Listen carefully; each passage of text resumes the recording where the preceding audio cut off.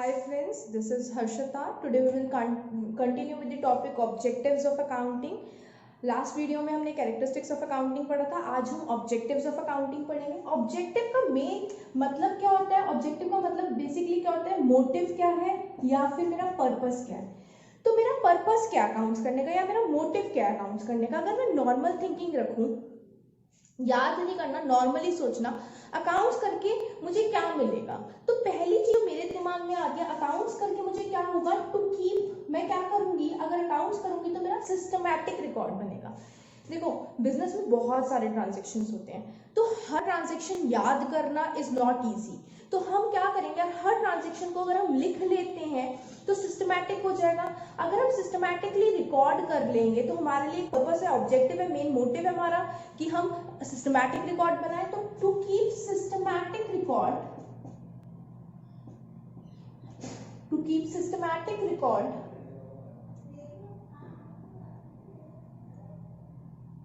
to keep systematic record of business transactions,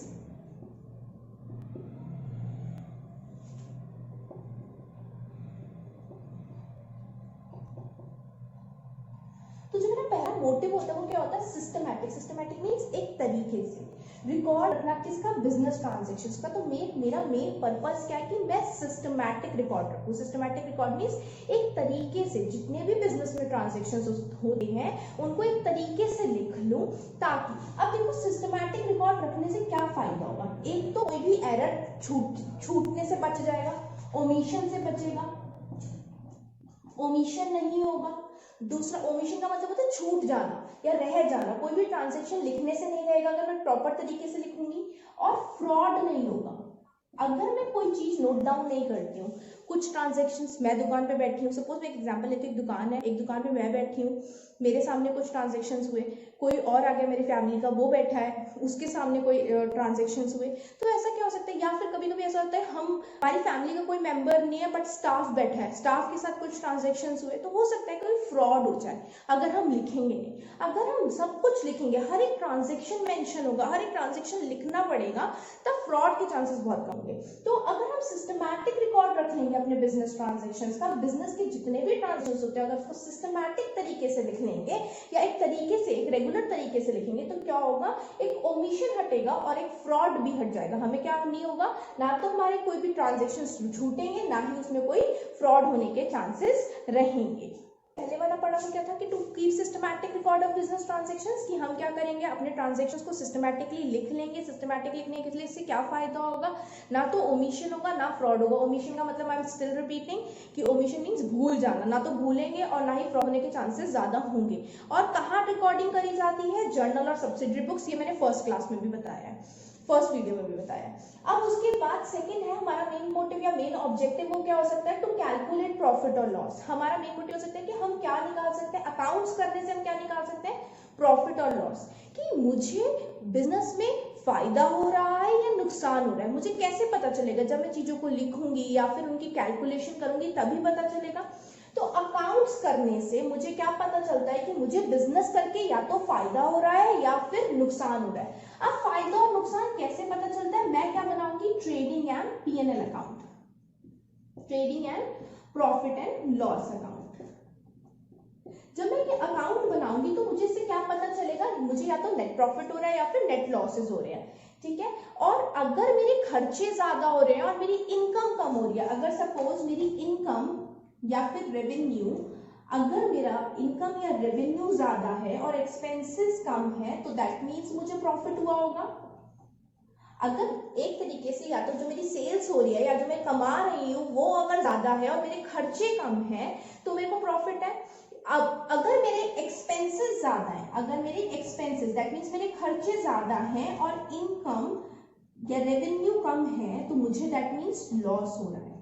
तो मुझे फायदा कब होगा? मुझे फायदा कब होगा? अगर मेरे इनकम और रेवेन्यू, अगर मेरे क्या कहते हैं, इनकम और रेवेन्यू ज्यादा है और एक्सपेंसेस कम है, तो मुझे क्या होगा? प्रॉफिट. अगर मेरे खर्चे ज्यादा हो रहे हैं और इनकम और रेवेन्यू कम हो रहे हैं, तो मुझे क्या हो रहा होगा? लॉस हो रहा होगा.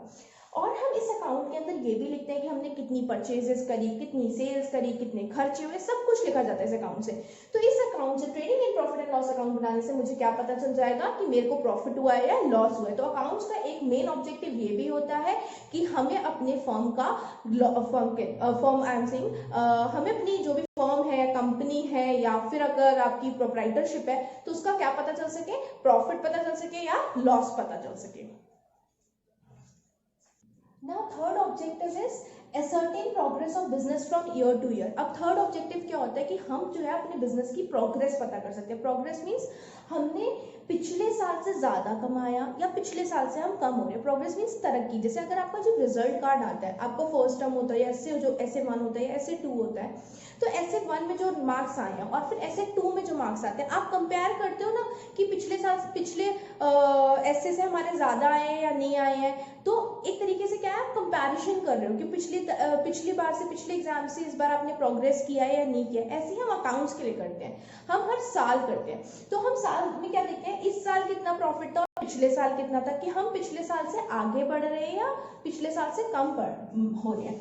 सपोज जैसे मेरा पिछले साल प्रॉफिट था बेटा, प्रॉफिट था मेरा 20,000, ठीक है, मेरा प्रॉफिट था 20,000। अब सपोज 2019 का प्रॉफिट 20,000 था और 2020 का प्रॉफिट इज 40,000। तो व्हाट डज इट शो, जो 2019 का प्रॉफिट है दैट इज 20,000 एंड 2020 का profit is 40,000, what does it show कि मैंने पिछले साल से तरक्की की है, पिछले साल से प्रोग्रेस की है।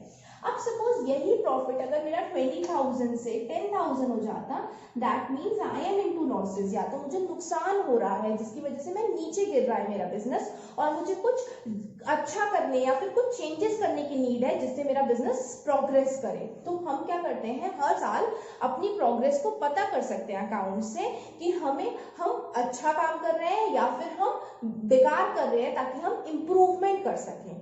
ठीक है, next is ascertain financial position of the business. Financial position means, देखो प्रॉफिट और लॉस जानना इतना ही जरूरी है। प्रॉफिट और लॉस तो जानते ही जानते हैं अकाउंट से। हम अकाउंट से ये भी पता करना चाहते हैं कि हमारी फाइनेंशियल पोजीशन क्या है। फाइनेंशियल पोजीशन किससे पता चलती है, हमारी बैलेंस शीट से। और फाइनेंशियल पोजीशन का बेसिकली मतलब क्या होता है, बैलेंस शीट लिख देती हूँ। फाइनेंशियल पोजीशन का बेसिकली मतलब क्या होता है कि हमारे एसेट्स, लाइबिलिटीज कितने हैं। अब what do you mean by assets, what do you mean by liabilities आएगा भी, मैं एक एक वर्ड समझाऊंगी, एसेट्स क्या होते हैं, लाइबिलिटीज क्या होते हैं। अभी सिर्फ टर्म समझ लो, टर्म मैं आगे अच्छे से और क्लियर करूंगी। अभी सिर्फ वर्ड सोच लो कि एक एसेट वर्ड होता है, एक लाइबिलिटी भी वर्ड होता है। तो ascertain financial position of the business, तो क्या होता है, फाइनेंशियल पोजीशन कहां से पता चलती है, हमें बैलेंस शीट से। उस बैलेंस शीट के अंदर क्या होता है, हमें एसेट्स लिखे होते हैं, लाइबिलिटीज लिखी होती हैं। आई नो अभी आपको एसेट्स लाइबिलिटीज का मतलब नहीं पता होगा, मोस्ट प्रोबेबली बहुत ज्यादा स्टूडेंट्स को नहीं पता होगा। अभी सारे टर्म्स मैं आगे की वीडियोस में बताऊंगी, तो डोंट पैनिक। अभी सिर्फ टर्म एक वर्ड समझ लो, एक ऐसा वर्ड होता है एसेट, एक वर्ड होता है लाइबिलिटीज। आगे क्लियर हो जाएगा क्या होता है एसेट और क्या होता है लाइबिलिटीज। तो फाइनेंशियल पोजीशन किससे पता चलती है, बैलेंस शीट से। बैलेंस शीट के अंदर क्या होती है, एसेट्स और लाइबिलिटीज, जिससे पता चलता है कि हमारे पास कितने एसेट्स हैं, कितनी लाइबिलिटीज है, कितने पैसे हमें आने हैं, कितने पैसे हमने देने हैं, ये सब पता चलता है उस बैलेंस शीट के अंदर। तो क्या होता है, उससे हमारी फाइनेंशियल पोजीशन पता चल जाती है कि हमने ज्यादा लेना है या फिर ज्यादा देना है। ठीक है, पॉइंट ये होता है to prevent and detect error and fraud. To prevent and detect error and fraud का मतलब होता है कि हम अपनी अकाउंट्स की हेल्प से क्या कर सकते हैं, कोई भी गलतियां या फिर फ्रॉड होने को बचा सकते हैं या कम कर सकते हैं। क्योंकि क्या होगा, हम प्रॉपर तरीके से मेंटेन करेंगे रिकॉर्ड्स। तो जब भी प्रॉपर तरीके से मेंटेन होंगे तो क्या तो गलतियां कम होंगी और दूसरा फ्रॉड भी कम होगा, क्योंकि ट्रांजेक्शन छुप नहीं सकते या फिर ट्रांजेक्शन हम भूलेंगे नहीं, तो फ्रॉड होने के चांसेस कम होंगे और गलतियां होने के भी चांसेस कम होंगे, क्योंकि आप रेगुलर वो चीज करोगे। तो हमने ऑब्जेक्टिव्स ऑफ अकाउंटिंग के 5 पॉइंट्स पढ़े। एक पढ़ा to keep systematic record of business transaction. Systematic record में हम क्या करेंगे, जर्नल में रिकॉर्डिंग करेंगे और प्रॉपर तरीके से मेंटेनेंस करेंगे, जिससे एरर और फ्रॉड बचेगा। दूसरा, हम फाइनेंशियल पोजीशन पता लगाने की कोशिश करेंगे। फाइनेंशियल पोजीशन कैसे सर्टेन हो जाएगी, बैलेंस शीट बना के। बैलेंस शीट में क्या लिखा होगा, एसेट्स लाइबिलिटीज लिखे होंगे। एसेट लाइबिलिटीज मींस एक तरीके से क्या लिखा होगा, हमारे पास कितनी प्रॉपर्टीज है, कितने पैसे हमने लेने हैं, कितने देने हैं। तो उससे क्या पता चलेगा कि हमारे को देना ज्यादा है या फिर लेना ज्यादा है। तो मार्केट में हमारी फाइनेंशियल पोजीशन या फिर हमारी बिजनेस की फाइनेंशियल पोजीशन या फाइनेंशियल एग्जिस्टेंस कितनी है, तो वो पता चलेगी। थर्ड पॉइंट इज प्रॉफिट और लॉस असर्टेन कर सकते हैं। असर्टेन कैसे कर सकते हैं प्रॉफिट और लॉस? हमें पता चलेगा, हम trading and profit and loss account बनाएंगे जिससे हमें प्रॉफिट या लॉस पता चलेगा, क्योंकि उसके अंदर हम सारी परचेज सेल्स वगैरह लिखते हैं, इनकम एंड एक्सपेंसेस लिखते हैं। अगर आपके खर्चे ज्यादा है और इनकम कम है तो दैट मीन्स आपको लॉस है, अगर आपकी इनकम ज्यादा है और खर्चे कम है तो दैट मीन्स आपको प्रॉफिट है। तो आप अकाउंट्स की हेल्प से trading and profit and loss account बनाएंगे जिससे आपको प्रॉफिट और लॉस पता चलेगा। उसके बाद एक पॉइंट है, असर्टेन कर सकते हो progress from year to year, पिछले साल से हमने कितना चेंजेस आए, कितना फायदा हुआ हमें, या फिर हम अगर कम है तो फिर क्या स्ट्रैटेजीज लगाए उसको चेंज करने के लिए। तो हमें क्या पता चलती है?